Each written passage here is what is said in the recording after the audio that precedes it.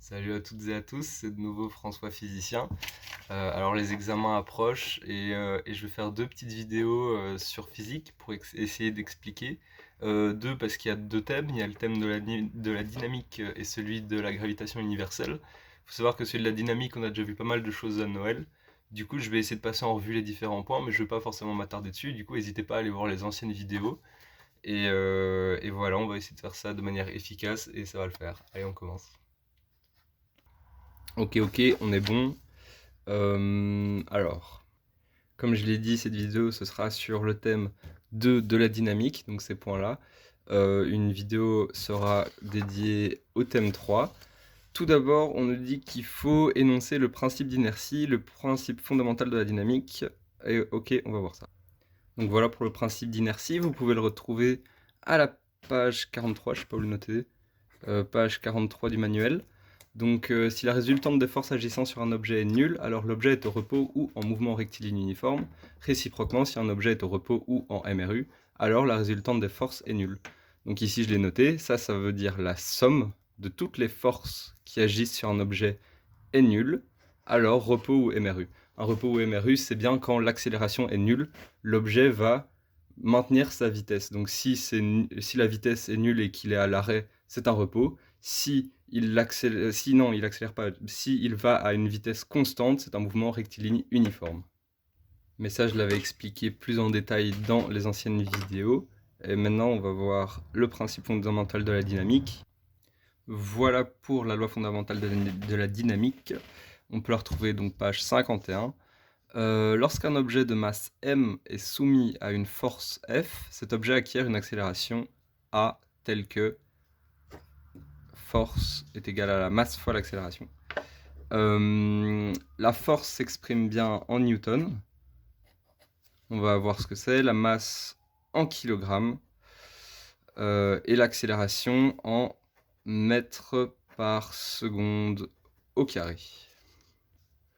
En parlant du newton, page 50, il y a sa définition. Le newton est l'intensité de la force qui communique une masse de 1 kg, une accélération de 1 mètre par seconde au carré. Oui, il manque un mot, c'est A, une masse, parce que sinon ça voulait rien dire, je me disais bien.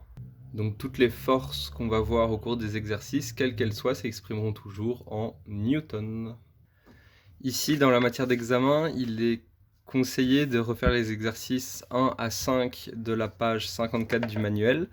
Je sais plus exactement ce qu'on avait fait comme exercice dans les précédentes vidéos, mais je vais pas les refaire en profondeur, je vais juste mettre un correctif. Si vous avez des questions, n'hésitez pas à les poser. Attendez. Donc voilà, là c'est mon Insta, si vous avez les moindres questions, n'hésitez pas à me contacter, je vais faire le correctif. Voilà pour les exercices. Je vous laisse un peu de temps, voilà.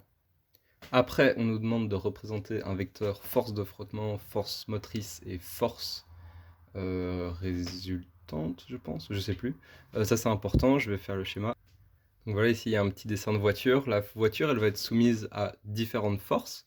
Il va y avoir la force motrice.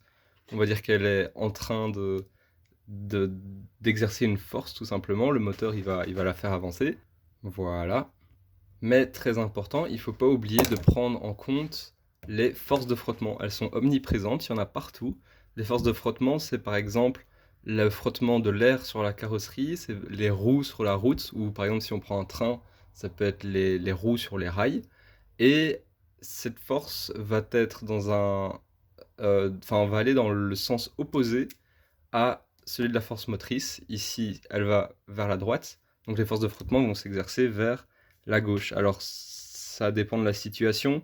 Là, on va les faire aller un peu moins intensément que la force motrice. Donc ça, ce sont les forces de frottement, petit f. Et voilà, il ne faut vraiment pas oublier de prendre ça en compte dans les exercices, c'est très important.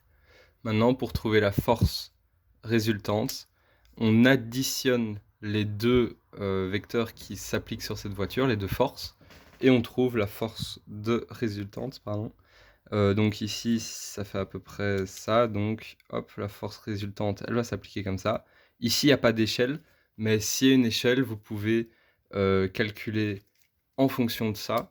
Et voilà, donc on va voir que cette voiture va accélérer progressivement car la force résultante est vers l'avant. Enfin bref, voilà, c'est pas très clair, mais vous avez compris. Si, je vais vous mettre plein de petites formules, en lien avec, ce genre d'exercice. Donc ici, c'est bien ce que j'ai dit, la force résultante est égale à la force motrice moins la force de frottement. Toutes ces forces s'expriment bien en newtons comme on a vu précédemment. Les voici. Les prochains points, de la matière d'examen, c'est faire des exercices, exploiter des graphiques, essayer d'identifier, l'état, machin, tout ça. Donc tout ça, c'est des exercices que je vous conseille de refaire, donc c'est dans les différentes pages, de votre, manuel. Je ferai pas beaucoup d'exercices dans cette vidéo, tout simplement parce que j'en ai déjà fait pas mal dans les vidéos précédentes. Si je vais faire des exercices, ce sera sur le thème, 3 dans la prochaine vidéo. Ça, je vais faire pas mal d'exercices. Et puis, du coup, je vous conseille d'aller refaire vos exercices. Et sinon, après, il parle aussi de la sécurité routière. Ça, c'est très important. J'ai posé des questions à la prof et je sais qu'il y aura quelques questions là-dessus. Donc, allez revoir votre chapitre, je sais plus combien exactement. Il y a toute la théorie. On a fait normalement une interro en classe là-dessus. Essayez de la refaire et de bien maîtriser les différents principes de la sécurité routière. Euh, et oui, voilà, hein, hésitez pas à aller revoir les anciennes vidéos, comme je l'ai dit, parce que là, il parle de mouvement rectiligne uniforme, mouvement rectiligne uniformément accéléré. Tout ça, on l'avait déjà vu. Je vais renvoyer les liens s'il faut. Et voilà. Voilà, j'ai noté les pages pour la sécurité routière avec mon écriture toute claquée au sol.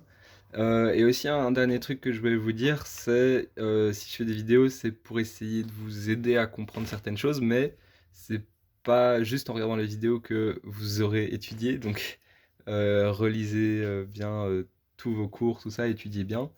Et ne vous contentez pas des vidéos, évidemment, ça va de soi, mais je préfère le dire. Voilà.